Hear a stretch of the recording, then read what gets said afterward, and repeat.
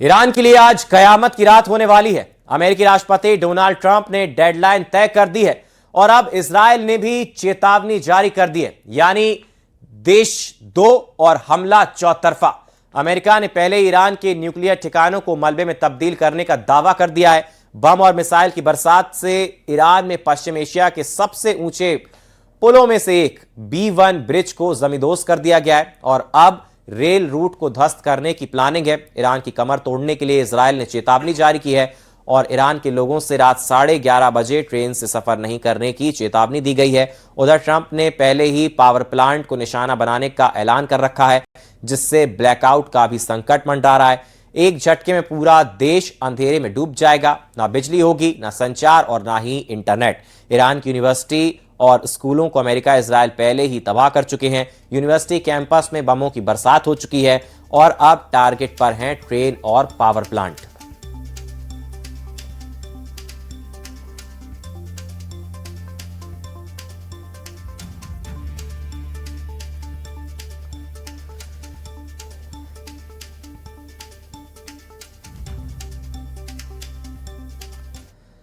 पश्चिम Asia में तनाव लगातार बढ़ता जा रहा है। इजरायल और अमेरिका के हमलों के बाद ईरान और उसके सहयोगियों की जवाबी कार्रवाई से हालत और गंभीर हो गए हैं। तेहरान में एयरफील्ड और रेवोल्यूशनरी गार्ड के ठिकानों पर हमले का दावा किया गया है। वहीं सऊदी अरब के जुबैल में पेट्रोकेमिकल प्लांट और तेहरान के मेहराबाद एयरपोर्ट इलाके में धमाकों के बाद आग की तस्वीरें सामने आई हैं। इधर लेबनान में इजरायली सेना का ऑपरेशन जारी है। ईरानी पुलिस ने अमेरिकी हेलीकॉप्टरों पर फायरिंग का वीडियो जारी किया है, जबकि हिजबुल्लाह ने इजरायल के हर्मीस 450 ड्रोन को गिराने का दावा किया है।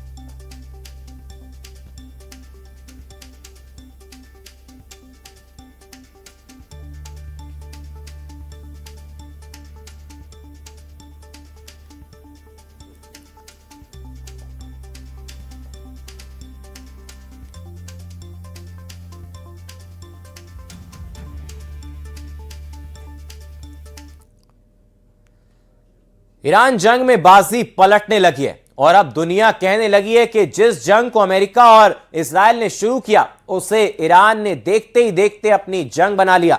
ट्रंप ने सोचा भी नहीं होगा कि उसके सबसे आधुनिक हथियार ईरान की धरती पर दुश्मन का टारगेट बन जाएंगे।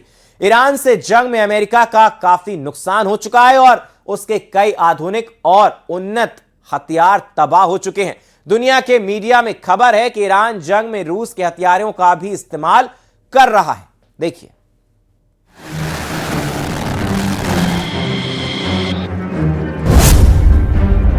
नरक के दरवाजे पर ईरान जंग।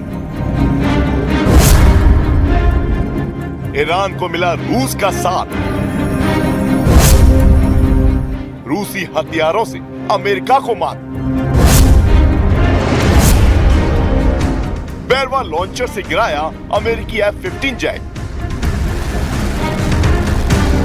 ट्रंप ने भले ही ईरान को 48 घंटे बाद पूरी तरह तबाह कर देने का ऐलान कर दिया है, लेकिन एक के बाद एक अमेरिकी जेट गिराने के बाद ईरानी सेना का हौसला बुलंद है।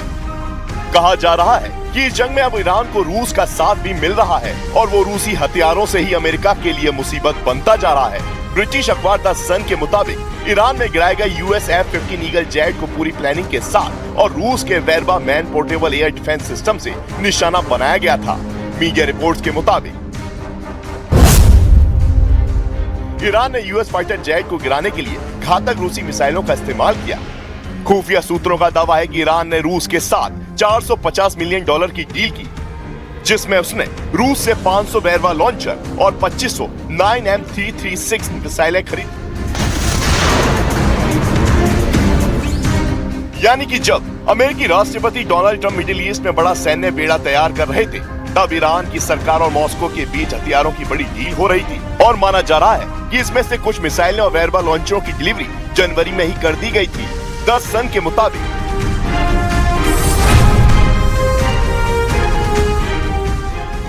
3 अप्रैल को ईरान में US F-15 ईगल जेट को गिराने में रूस के Verba man portable air defence system का इस्तेमाल किया गया। ये घातक मिसाइल कम ऊंचाई पर उड़ने वाले विमानों, हेलीकॉप्टर और ड्रोन के खिलाफ बेहद असरदार है। इनकी मारक क्षमता 5 किलोमीटर ऊंचाई तक अचूक है।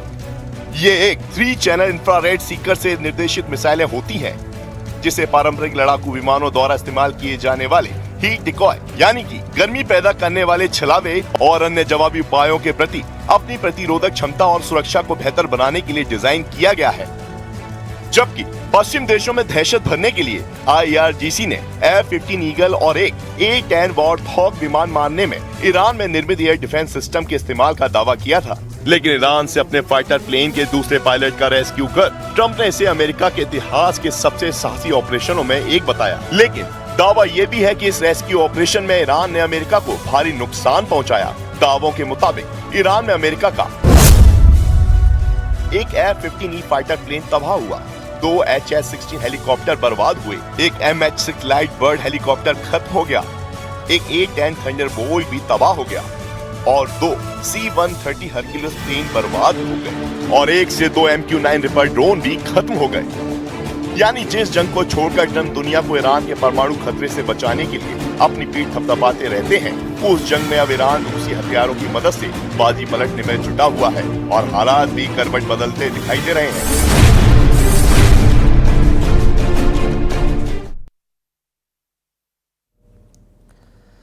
और ईरान ने पार्स पेट्रोकेमिकल प्लांट पर हुए हमले का बदला लेना अब शुरू कर दिया है। खाड़ी देशों के तेल भंडार, गैस और पावर प्लांट पर ईरान ड्रोन हमले कर रहा है। वहीं इजराइल पर ईरान ने 500 किलो के वॉरहेड वाली मिसाइलों की बौछार कर दी है। ईरान के कहने पर अब यमन का मोर्चा खुल चुका है। देखिए,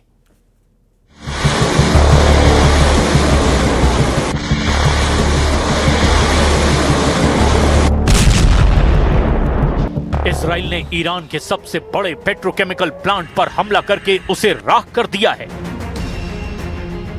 ईरान अरबों डॉलर के नुकसान का बदला इस खौफनाक अंदाज में ले रहा है। अंधाधुंध ड्रोन मिसाइलों का तूफानी हमला। हाइफा में ईरान की मिसाइलों का तूफान। तेल अवीव में मुश्तबा के क्लस्टर बमों की तबाही।